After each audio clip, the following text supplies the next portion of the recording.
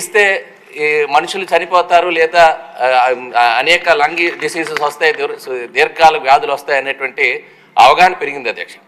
ఈరోజు ఏదైతే ఈ బౌల్ ఏరియాలో ఉండేటువంటి ఇండస్ట్రీస్ అన్నిటిపైన కూడా ఒక పర్యవేక్షణ అవసరం అధ్యక్ష.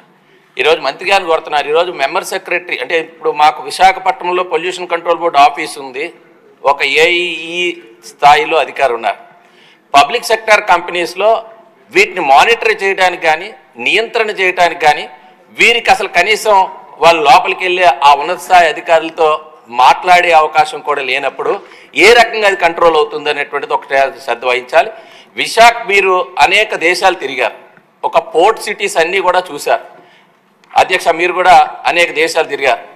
ఎక్కడైనా సరే ఉండేటువంటి ఈ మెటీరియల్ ఇప్పుడే వంశీ గారు చెప్పినట్టు ఆ మెటీరియల్ ఓపెన్గా కనబడుతుంది. మీరు ఫ్లైట్లో చూస్తే ఎక్కడికక్కడ అమోనియా కానీ సల్ఫర్ కానీ లేకపోతే కోల్ కానీ మనకు కనబడుతుంది.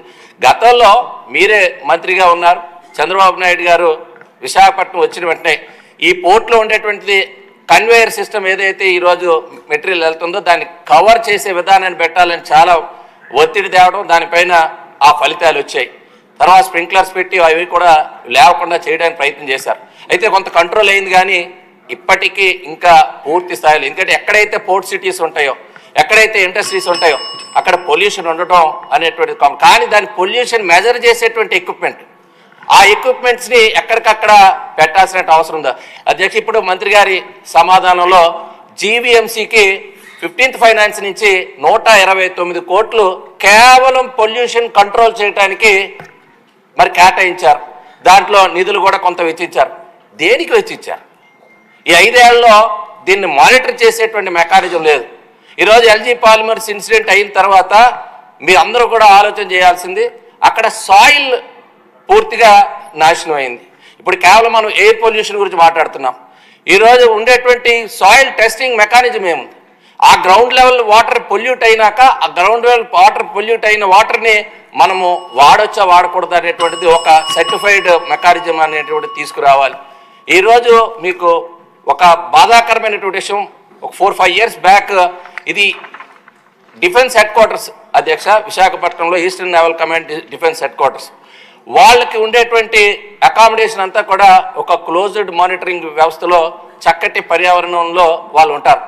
వాళ్ళు ఎవరైతే ఎంప్లాయీస్ బయట రెంట్కి తీసుకుంటారో మా ప్రాంతంలో ముఖ్యంగా కోరమండల్ ఫెర్టిలైజర్ యూనిట్ చాలా ప్రమాదకరమైనది.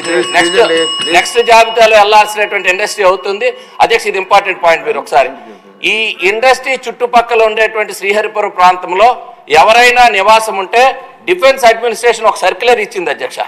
మీరు బయట నివసిస్తే అక్కడ గ్రౌండ్ లెవెల్ వాటర్ పొల్యూట్ అయింది కాబట్టి మీకు హెచ్ఆర్ఏ ఉండదు, మీరు డెఫినెట్గా క్వార్టర్స్లో ఉండాలని సర్క్యులర్ ఇచ్చారంటే ఎంత ప్రమాదకర స్థాయిలో ఈరోజు అక్కడ ఉన్నటువంటి ల్యాండ్ పొల్యూట్ అయింది, ఎయిర్ పొల్యూట్ అయింది, ఈరోజు గ్రౌండ్ లెవెల్ వాటర్ కూడా పొల్యూట్ అయినటువంటి పరిస్థితిలో ఉంది. కాబట్టి ఈరోజు హిందుస్థాన్ జింక్ సంబంధించి కానీ ఎల్జీ పాలిమర్స్ సంబంధించి కానీ ఏవైతే ఈ పొల్యూట్ ఇష్యూస్ ఉన్నాయో దాన్ని పర్మనెంట్గా రిజాల్వ్ చేసే విధంగా పొల్యూషన్ కంట్రోల్ బోర్డుకి సంబంధించినటువంటి మెంబర్ సెక్రటరీస్ని విశాఖపట్నంలో బ్రహ్మాండమైన భవనం ఉంది, హైదరాబాద్ మీ విజయవాడలో కూడా లేనటువంటి భవనం ఉంది.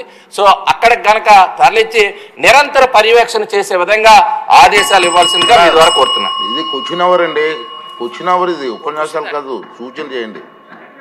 22 minutes క్వశ్చన్కి 22 minutes అంటే ఎట్లా రన్ చేస్తాం హౌస్? మంత్రి గారు, సార్, మినిస్టర్ గారు. Sorry sir.